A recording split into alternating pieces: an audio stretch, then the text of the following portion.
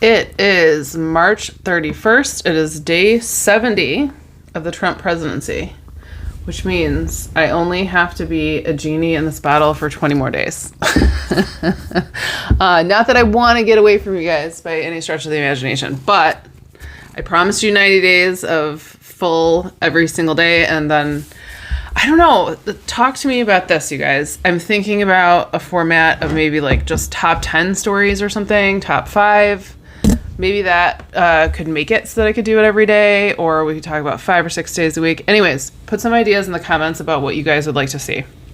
That is a little bit more sustainable than just a 25-minute show every single day, when I also have a full-time job. Anyways, let's get into it. So Doge is now going in, or I actually don't know what the distinguishment is between the Trump administration and Doge at this point. I assume that everything that's being cut is being cut by Doge, but I don't even know if that's true.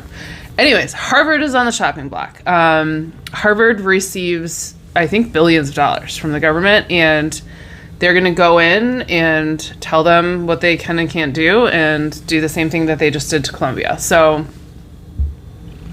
again, a lot of these organizations, businesses, law firms, schools are doing these things because they will lose funding, because they will lose grants, because they will lose, I don't know. They don't want to be attacked. They don't want their money taken away. And yet they're going to be attacked anyways, right? Even if they comply, they're still going to continue to experience abuse. So where did I hear this? Maybe Pod Save America was talking about how it makes so much more sense for all of these schools and organizations to band together and like try to actually stand up to this. But that's just not what they're doing. It just isn't. So, I would expect that Harvard is going to comply similarly to the way that Columbia did. Time will tell. Several Justice Department lawyers have just recently been fired by the White House, which is very unusual. Typically, these are like career lawyers. It's a completely separate, it's supposed to be separate from the White House. We're supposed to have checks and balances in the United States, and we really don't anymore, honestly.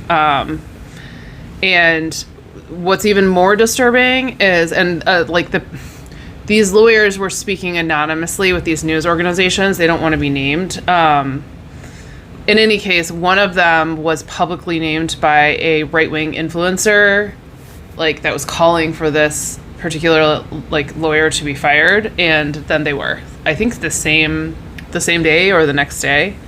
So there's a very obvious connection. It leads to a lot of questions again about is this still America? No, it's not. It's just not. Not to say that it never can be again, not to say that it couldn't even be something better, but right this moment, just to practice some acceptance, this is not America. You have to understand what we could do 6 months ago. You're not safe. You're not safe doing those same things. And you just have to, I think, come to terms with that as a person in this country right now. And especially people working in certain fields that I don't even really know, what fields are not going to be touched by this.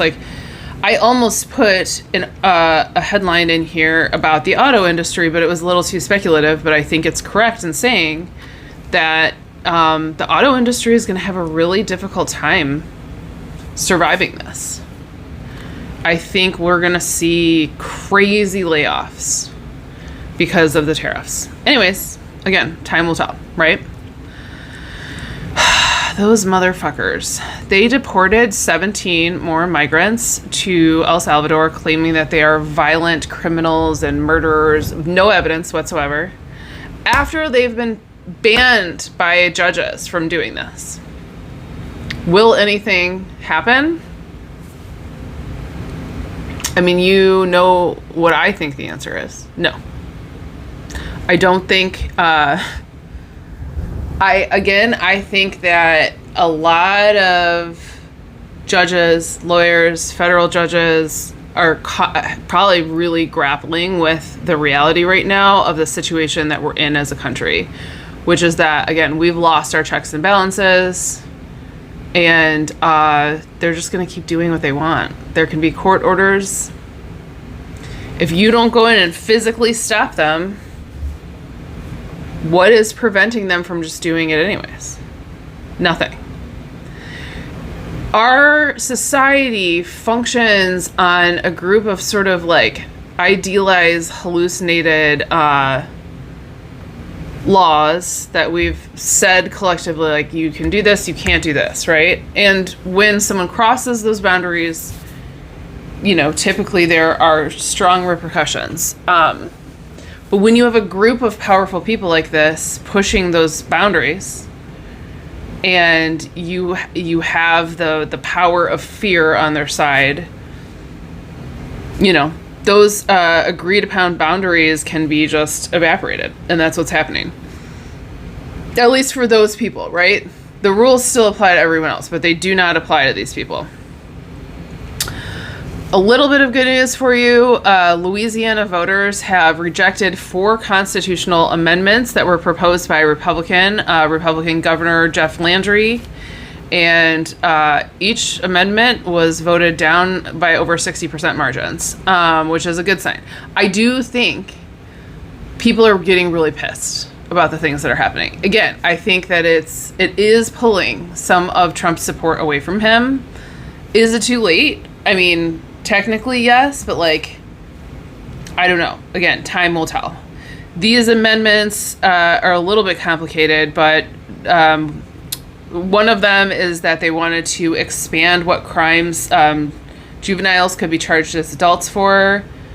Voted no. One of them is that two of them were about creating specialty regional courts that could essentially like overrule the regular court system. No.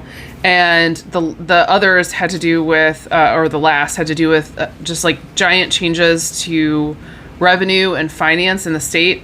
Anyways, none of it passed, and that's a good sign. I'm sure you probably heard about this today, but the far-right French leader, Marine Le Pen, was found guilty of embezzlement. She is banned from participating in politics for at least the next 5 years, which honestly, like, that doesn't seem stiff enough. Like, how about never? But anyways, she was given a 4-year prison sentence, but it sounds like some of it's already been, like she's not really going to do it, right? This is, again, the problem with the world is that people who have money and power often don't face the same consequences as regular citizens and individuals. And so they are pushing these boundaries of morality and legality. And why would they stop if they don't have real consequences? That, to me, is a slap on the fucking hand, and she's committing crimes. And they're just saying, oh, you can't run for 5 years. Like, who gives a shit? It's not enough. But anyways, I mean, it's better than nothing. It's public humiliation, and it is a blow to the far-right party there. I mean, again, is it enough? No. So there has been a lawsuit filed against Trump for his illegal attempt at overhauling elections in the United States, and it's filed by like a conglomeration of like a bunch of different organizations. I'm going to read some of them off. Campaign Legal Center and State Democracy Defenders, League of United Latin American Citizens, Secure Families Initiative, Arizona Students Organization. Okay, those are the ones that were listed off by name. They're also asking collectively for the judge to block parts of the executive order from going into effect yet. I don't know. I mean, I never know what to be hopeful for and what to just be realistic about and say it's probably just going to get through. I mean, it's really important that we continue to fight these things legally. But what seems to be happening is that even when they're getting knocked down, Trump just files appeals, and then it gets tied up in court, and they continue to do these things in the background while it's tied up in court. This is actually also the way that Trump has gotten out of like paying people he owed money to. He tied it up in court for so long, and he just ran out the clock because he has enough money to pay lawyers to do that. One of the sickest people I know was actually using that same tactic against his ex-wife, where he was trying to run, he knew exactly how much money she had in savings, which is unfortunate, and he wanted to make sure she spent it all. So he kept her in court as long as he possibly could, so that she wouldn't have any money left. And this is like, again, I've had some really unfortunate experiences where I've had to like see the behind the scenes inner workings of narcissists or just people that are on that spectrum, the personality, I think it's personality disorder, like the B spectrum. Anyways, but essentially like sociopath, narcissist. I don't always understand the full distinction between narcissism and borderline personality disorder, but in any case, dissociative identity disorder, I don't know, there's a bunch of disorders that are all on this spectrum. And I think Trump is a very garden variety narcissist, and he uses a lot of these really obvious, like narcissistic tactics. He has a lot of really obvious narcissistic traits that he kind of like cycles through, and he does this to like, you know, individuals, countries, organizations. Like it's all the same. Like I've said before, you could sort of break it down as though it were just like a one-on-one interaction, even if we're talking about like him versus the country of Russia, right? Which, by the way, I didn't write this down because I was like, this is a really weird response, but I remember everything I read. So Russia sort of responded back to Trump saying that he's angry with Russia. Their response was really strange and measured and really wasn't a response. It was basically like, Putin is available at a moment's notice if the United States wants to have a conversation. Just weird. I don't know what to make of that. I'm still thinking about it. But basically they were saying like, we're in the process of negotiating behind the scenes, and that's ongoing. So I don't know. I don't know what that means. It's like, again, I'm sort of in a toss up between the idea that Trump is, pretending, like acting, and I kind of don't think so. I kind of think that he is treating Putin now the way he treats everyone that he discards. Like, he doesn't need Putin anymore because he's gotten what he wanted from Putin, which is he's not in jail.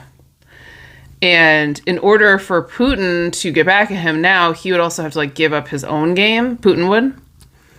So now Putin's kind of in a weird situation where like he can't really take Trump down without that, which, sorry, I always do this. Like, I remember things that I heard early this morning.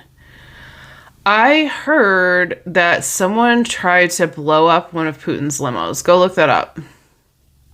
I forgot about it, and I didn't write it down. I was rushing around this morning. Also, Japan, South Korea, damn it, is it Thailand? Son of a bitch. Is it Taiwan? There are three. It might be Taiwan. I know it's Japan and South Korea are essentially banding together. Oh, China. Japan, South Korea, and China are banding together to create like a trade system, like essentially usurping the United States. And again, with the trade wars, this is exactly what's going to happen. And Trump can stomp around. He can threaten everyone all he wants, and it's not going to stop them from doing what's in their own best interests. Like, it's the United States versus everyone. So what do you think is going to happen, dude? Like, you think that everyone's just going to sit there and do what you tell them. And I really do think like the narcissistic thought process is, yes, he will get what he wants from all these countries. And then when he doesn't, he throws a tantrum. And this is where it gets really dangerous, right? Which is why, like, you know, he's telling all these countries like Greenland and Canada that it's in their best interest to just do what he says and give themselves to him. And he's like playing nice, like, oh, we're going to protect you. We're going to this, we're going to that. And when they say no, he rages, right? And that's when he starts threatening military action against Greenland. Oh, which, by the way, sorry, there's so many of these tonight because none of this is written down. Did J.D. Vance threaten to nuke Denmark? Shit, who the hell was it? One of them, and I watched the video too, and now I can't remember. I don't think it was Trump. I think it was either Vance or I don't think it was Marco Rubio. And I don't think it was, I think it might have been J.D. Vance. Anyways, they basically indirectly said, no, it was Jesse Waters on Fox News. Said that we should, said that like, he was talking about when we dropped the atom bomb on Japan and how now they're like our allies. And he was like, we need to do this for future generations. And if we have to, I can't remember the phrase he used. Like if we have to step on some toes to get there, we don't care. Insinuating that we should bomb Denmark. Well, anyways, that's better than having it be an official statement, but they've made official statements saying that they would take military action against Greenland. So I think that like kind of infers that Denmark will be involved, right? Because Denmark's not going to just like let that happen. Anyways, I can't even believe any of this is real, but here we are. This made me so mad. It's weird what things make me really mad and what things I'm just like, yeah, that's just what's happening. But I think it was the language that they used on the official White House website about this. But Pam Bondi has dismissed a lawsuit that was filed by the Biden administration against the Justice Department and Georgia for suppressing black votes. It's Senate Bill 202. And you know, I don't know all the details about it. I think it has to do with like the way that the districts are drawn and stuff. I believe the Biden administration that it was suppressing the black vote. Pam Bondi is a liar and a piece of shit. And anyways, it's gone now. The protection that they could have had is gone. And it's easy for people to say things like, you know, this is like a sort of age-old argument on TikTok where people would be like, well, you just shouldn't live there or whatever. And it's like, dude, people don't have money to move. Sometimes people have like family properties or they just can't. Like, it's not that easy to just like leave. You can't just tell people like, well, just leave. Don't live in the South. It's like, okay. Like me, I don't want to be here. Are you kidding me? Somebody asked me if I would move to Canada last night. Yeah, I would love to. Are you kidding me? I would do it in an absolute heartbeat. I literally cannot. I have half custody of a child, and I am tied to the state. I can't even legally move 45 minutes away, and neither can he. Until she is grown and out of the house or something changes, that's just what it is. And I know that there's a lot of other single parents that understand that, but, you know, there's just a lot of reasons why people can't just get up and leave sometimes. It just doesn't work that way. I wish it did. In any case, I'm really pissed about that. It's very... I think like the things that make me the angriest is like injustice against just like any kind of oppressed group, which is also why what they're doing to the migrants, just like deporting people with just like autism tattoos. Like they don't have any evidence against, it's very clear. If they had the evidence, they might take the time to just quickly show people. If you really are deporting murderers, no one on the left is even going to give you pushback. Show us the murderers, bitch. Show us the evidence. Oh, you can't because they're not. They're not. They're just brown people that are here. Anyways. There's still stuff going on, obviously, with the Signal chat drama, and the White House is taking a hard stance and saying that they're standing behind Mike Walz. There's been Republicans calling for him to resign or be fired, and Trump is saying no. I know Walz was trying to say, is it Pete Hegseth or Walz? I think it's Walz that was trying to say that, like, yeah, because the numbers came from Walz's phone, I believe. And the not director, the editor of The Atlantic that got added, Walz was trying to say he doesn't know how that number got in his phone. And the editor of The Atlantic wrote like a really funny piece about it. He was like, this isn't the Matrix, and numbers don't just jump into people's phones. So like, and you saying that you have never met me and never spoken to me is ridiculous. But he didn't disclose why they were in contact, which is interesting. Again, I almost kind of like that because I think that there are a lot of rattlesnakes in that viper pit. I think that there's a lot of Republicans that are turncoats behind closed doors. And I just have some questions. Yeah, like, why were you talking to the editor of The Atlantic? Are some of these guys, because when you don't have any morals, you tend to not have any morals all across the board. It's not like you have no morals towards Democrats, but suddenly you have morals towards Republicans. No. You are either the type of person who is out for yourself, or you're the type of person who gives a shit about human suffering and human well-being. There's not like a huge amount of in between. You can get a little bit of crossover, but not really.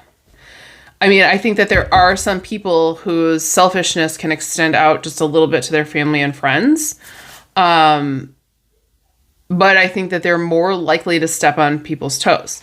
In any case, a lot of the Republicans are like, again, they're on that spectrum of personality disorder where like they don't have friends.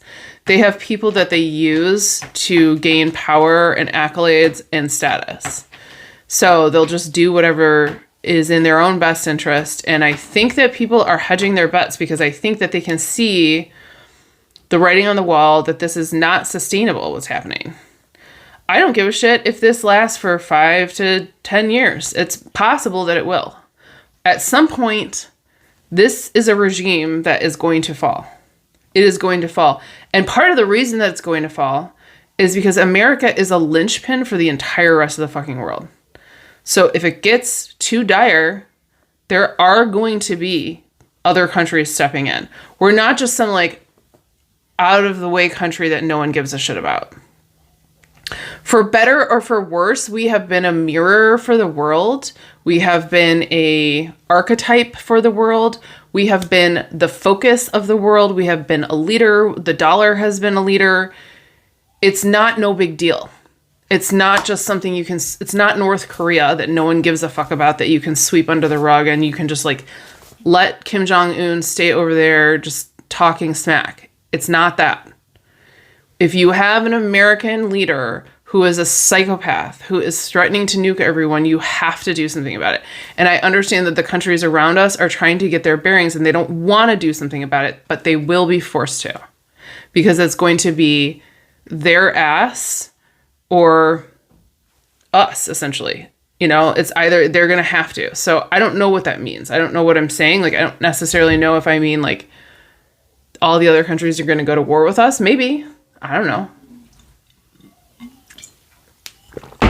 Anyways, I would suggest living it up now while you can, because we don't know what's going to happen. Every day is a new, fresh hell. Speaking of which, tomorrow is my first day of my new job, and it's not a fresh hell. I'm actually excited. I didn't even cry today, but I made a bet with someone. Someone bet me that I had to pay them $50 if I cried, and that if I didn't cry, they had to pay me $200. And I did not shed a tear today because I am trying to make $200. Anyways, love you guys. I'll see you tomorrow.